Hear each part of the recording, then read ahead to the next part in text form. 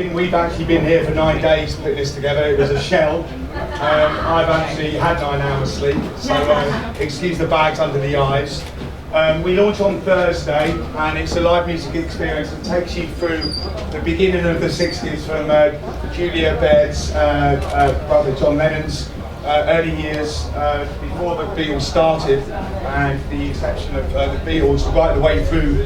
You'll have 2 live music experiences on this stage, the 60s and 70s, and in the other room was an 80s and forward, and brings up to present day with a special hologram experience at the end with the Libertines. We've got a few people that want to have a quick chat with you before we start, and I just wanted to thank you again for coming tonight. Before I lose my voice, I'd like to welcome to the stage Sarah Kwood. Thank you very much.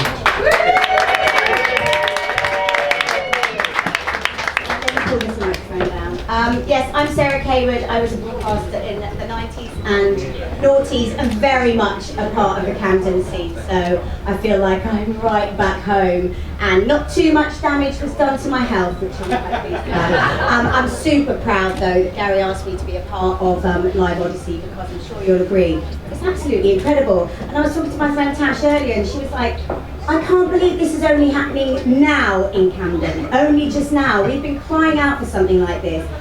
Mainly because my children are 11 and 13, and I want to bring them here to show them how amazing British music has been for, you know, the last however many decades, starting right back in the 60s and going right through to now. So immensely proud to be a part of it all tonight. But now my job is to introduce a former neighbour of mine. Do you remember? Do you remember? I do, yeah. I remember. So I lived around the corner in Tufnell Park from this gentleman, and he told me that he lived on Bardolph Road. And one day when I was walking to the bus stop to get the 29 into Camden, I was like eyeballing which house it was, and then the curtain moved to the side. And he goes, "Why, Kwood?" And I was completely busted, basically twitching from the other side of the curtain. So I apologise, that's lived with me, that has done. And then of course we went on to co-host Night Fever on Channel 5, and there are a few alumni here tonight as well. It was the most fun we've had with our clothes on, I think, and Pop Monkey will go down in TV legend. Ladies and gentlemen, Subs.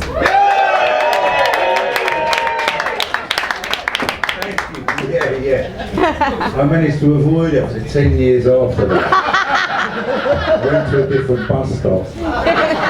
Well, anyway, focusing here, what we're here for. What a fantastic situation we find ourselves in. Yes. And as you already alluded to, you know, about time. And I'm so proud and privileged that it's here in Camden Town, because it's just been the hotbed of, as you know, so much fantastic music, going through punk, whatever you like to think, Pink Floyd doing their thing at the Roundhouse, Britpop, all of that. And it took me back, walking back here, that Camden was such a great hotbed, A, because there were so many great music venues. I mean, there were about 10 or 12 pubs where you could get a gig. They were mostly Irish pubs that had a function room in the back. But you could walk about with a guitar in the afternoon and knock on the door and sometimes get a gig. We got one at the Dublin Castle in Parkway, which unfortunately is one of the few that survived. And we got the gig by saying that we were a country and western band, because we thought that might go down better with the Irish regulars. But when 7 teenagers started leaping about playing Jamaican ska, the regulars were somewhat bemused. But we sold a few pints of beer and attracted a crowd, and we were given a residency, and without that we wouldn't have got anywhere. And this is obviously to celebrate the great legacy of all the great bands who've come out of these small islands that we live on. And what an amazing thing it is, what a miracle, you know, that we produce so much, how much we punched above our weight. You know, in one of the great, they never got no help, you know, from the government or anybody else, you know, not like the opera or ballet or theatre or any of that. Rock and roll, pop, whatever you want to call it, just always came up through the ground, and always will, hopefully, and still remains one of the greatest exports we've got left, if not the only fucking export we've got left. And fish! And fish! Come on, then Norwegian fishermen got to have something. But Odyssey Live, yeah, what a great privilege it is. Live Odyssey. Get it right. Live Odyssey, I told me that, clear enough. And you told me that, and you told me it's Odyssey Live. Let's not get Spinal Tap, mate. It's one or the other. But yes, we've already had a bit of detail. There's 6 rooms, immersive rooms, all different genres through the how many decades we've been doing this stuff in this country. And as Pete Doherty said, you know, look into the future while respecting the legacy of our past. And I think that's a very nice way of looking at it. And going around in this afternoon reminded me, and I hope it will do you, of what a great legacy that is. And how many are made, I mean, just too many. Thought my mind, like, to try and recall how many fantastic bands have come out of this part of the world.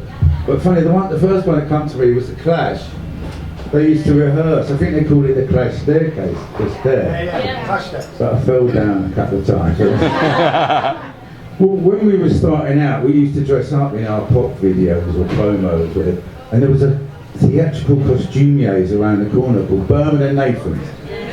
And they used to let us take whatever we wanted, and it was proper gear. But one night we got our hands on these authentic coppers uniforms. Now, you can imagine the fun we had out on the streets in those, yeah? Hello, what's going on here? I think I'm going to have to confiscate that bottle of beer off you, sunshine. When we discovered that the Clash were rehearsing in a railway arch just over there. Anyway, we kicked the door in. Okay, it's the Pigs. Just to hear the sound of doors slamming and toilets flushing. For some reason, they never spoke to us again for 5 years.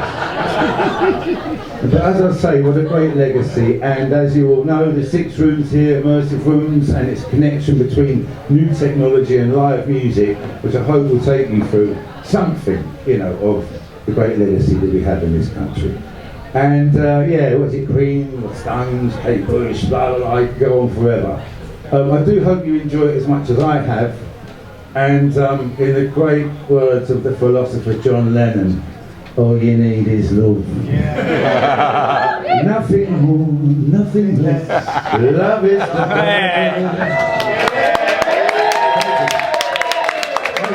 the about, and always will be about. And on that note, I'd like to introduce Julia, John Lennon's sister. Thank you very much. Hey, you've got to do some motorhead, Julia. Excellent. Thank you very much, everyone. Oh, that's much fun. And I'm small. Every time I speak, I have to organise the microphone first. Well, who can top that? Well, I can tell you, we can. In Liverpool. You talk about your bands in London. Get it. Believe me, you've got to come to Liverpool to get anything. And what I noticed about the exhibition here, which is, I think, is absolutely fantastic, creative, immersive, interactive, you name it, it's all here. Particularly with the drum, what James has done. People are saying that I've done it. I have not done anything, right? I just got born to the same mother. Really. James, where are you? There. Got his light in my eye. He has done all the artwork, all the curating. He's got the wires which you see from John's Technical Studios. It's James. So I'm not taking credit for that work. What I love is that you now have in London something tangible about the Beatles, about John, and about bringing the Beatles into the Quarry, where it all started. I'm part owner of the Camden Club in Liverpool, so we have the Camden Club, the Camden Pub, the Camden Restaurant. Of course, it's the club that is just like the star. And you also have the magical mystery tour. People come up from London who've been on a tour in London, and we all say, well, what are you touring? Nothing happened there. And they went and they went across the zebra crossing. We can paint you one if you want. They went to the studio, so we can do a lot better than that. They looked at the Savile Row roof. Oh, well done. And that's supposed to be a Beatles tour.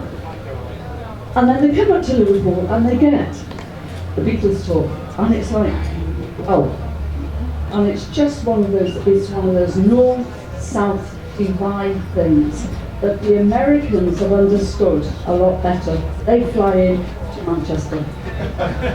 And that's why we've got Manchester Airport, and that's why it grew. But we've got all stuff, and what you've now got artifacts and some of the artifacts and some of these exciting things for yourselves. Now you've all been invited one way or another, and it's lovely to see you all tonight. The thing is this exhibition is 4 months, yeah, and it's getting people in. I keep saying it's no good if you've got the crown jewels if they're in the cupboard in the kitchen locked, is it? You've got to let people know that it's here. I've done my best and taught myself hoarse over the last couple of days in the media to say to people, it's here. You've got something here now. Come. And when we arrived before, the market itself is quite quiet, and I believe that after 6 o'clock there's not an awful lot going on, because basically it's become a shopping mall. When it first opened, my sister lived in Camden for 30 odd years, and we'd wander down here. It was only open on Saturday and Sunday. It was the most exciting, innovative, edgy place to be, and now it's a shopping mall. So how do you let people know this is a groovy place to come in the evening? So it's up to you and us to tell everybody that it's here, because it's only here for a short time. If you were running it as a long-term business, right? No, if you were, then you give yourself 2 years, the old rolling plan, and this is the amount of time we give ourselves to see. We make losses, then we break even, and then we make profits, and people are coming in, and it's a go-to, like the Cavern. The Cavern is heaving every single day. It's only closed on Christmas Day. It opens. There's live music. Is it 10 o'clock? Every single day. Live music from 10 or 11 but it's open. People come in with their shopping. When you see old blues films, we've watched them. Roger, my partner and I are mad blues fans. You see old films, and you get these women coming in, gorgeous old flowery dresses, and they've got a basket on their arms, and it's full of vegetables, and they've been out shopping because they're going to cook. But they come in to a club in Chicago, New York, Mississippi, Memphis, wherever they are, and at midday they're having a little whiskey and they're dancing around. I always aim to be one of those women. I'm getting there. I am getting there. I've got the flowered dress. I am going in. But that, to me, is what it's about. It's not just people between the ages of 18 and 23 rocking it out every night. It's for everybody. All day, all night. It's music. You've got the heartbeat. You're born to that. And it never stops until that heart stops, does it? Music is our lives. And it's so lovely to be here. You've got to let everyone know that this is here to make it a success. You've got to enjoy absolutely everything and have just a brilliant night. I'm going to pretend I'm in the Captain. Okay. So we're going to give you a bit of a taste of live Odyssey and how it works. It's 2 live rooms over the experience. This is the 60s and the 70s. So please welcome to the stage our first house band of this evening. And they're going to give you a full sweep of the 60s. We don't know how this is possible. We've had so many arguments about what sets to do. So we've just left it to them. So let's give it up for our first house band once again. Thank you very much.